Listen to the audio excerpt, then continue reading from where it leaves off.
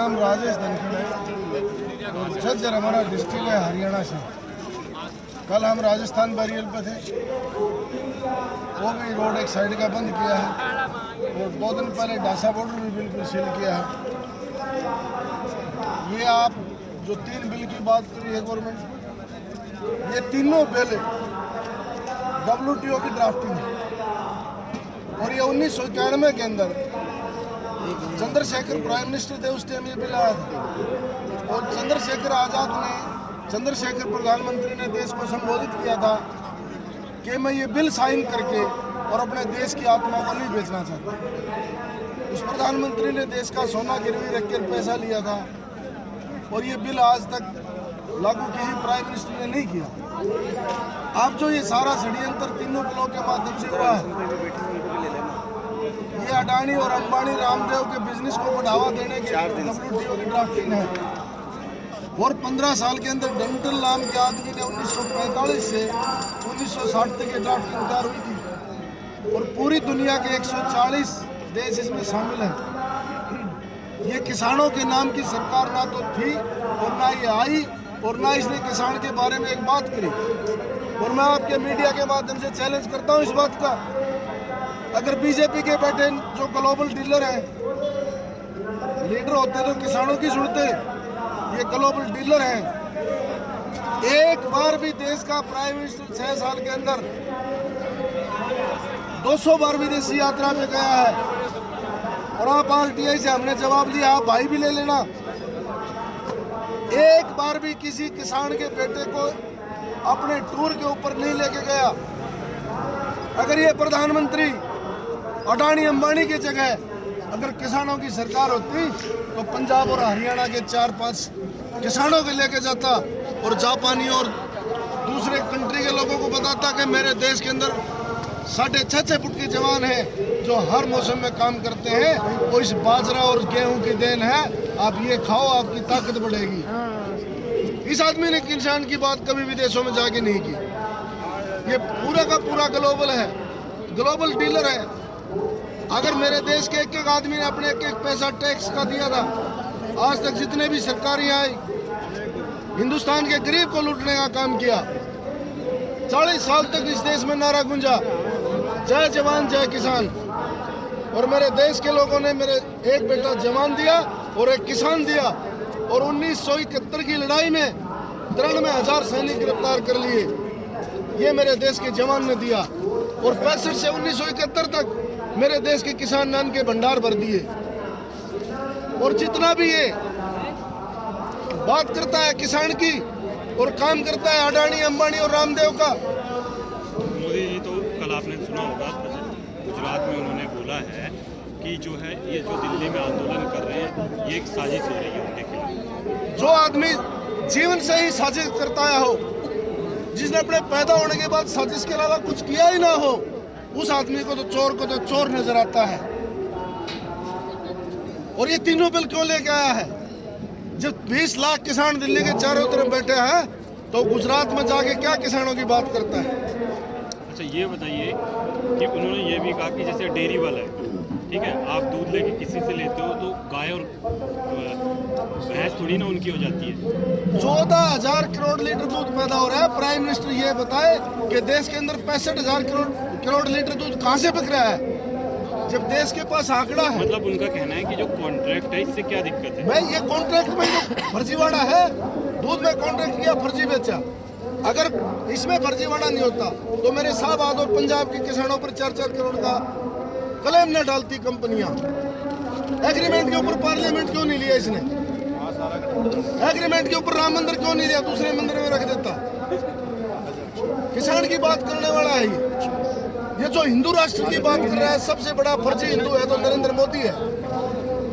आप भी, मेरे हिंदू समाज के लोग भी यहाँ खड़े हैं, सिख भाई भी खड़े हैं। आज तक एक भी हवन के ऊपर बगैर औरत के हवन नहीं हुआ, जो कि हमारे ब्रह्मा जी ने भी जाके पुष्कर के अंदर हवन किया था, गुजरी से गंधर्व विवाह करना पड़ा था और इन्हें राम मंदिर की नींव भी अपनी बगैर पत्नी के रख दी। ये हिंदू का सबसे बड़ा विरोधी आदमी है। न ये किसानों का है, न ये हिंदुओं का है, ये सिर्फ 2 परिवारों का है। ये ग्लोबल लीडर नहीं, ग्लोबल डीलर है। कांग्रेस ने 40 साल तक बेवकूफ बनाया, गरीबी हटाओ गरीबी हटाओ। इसने गरीबी की डेफिनेशन बदल दी। जी ऐसे गौतम अडानी, आर आई से रिलायंस इंडस्ट्रीज और बी से बाबा रामदेव, इसने गरीब ये बना दिए 3 आदमी हिंदुस्तान के अंदर। ये वो बात करने वाला जो चप्पल पहनने वाला हवाई जहाज में यात्रा करेगा? क्या ये दिन देखने थे कि मेरी माताओं बहनों और किसानों को रोड पर रोटियां पोनी पड़ेंगी? जो आदमी 35 साल किसान के घर से मांग के खा गया, और जिस आदमी के अंदर जमीर जागता होता, अगर शुरू से ये षड्यंत्र नहीं करता तो मेरे दिल्ली के चारों तरफ किसान को आज रोड पर रोटियां नहीं पोनी पड़ती। नरेंद्र मोदी या कोई भी बीजेपी का आदमी अगर किसानी और किसान के बारे में बता दे, ये किसान उठ के घर चले जाएं, कल हार और बैल मंगाते हैं।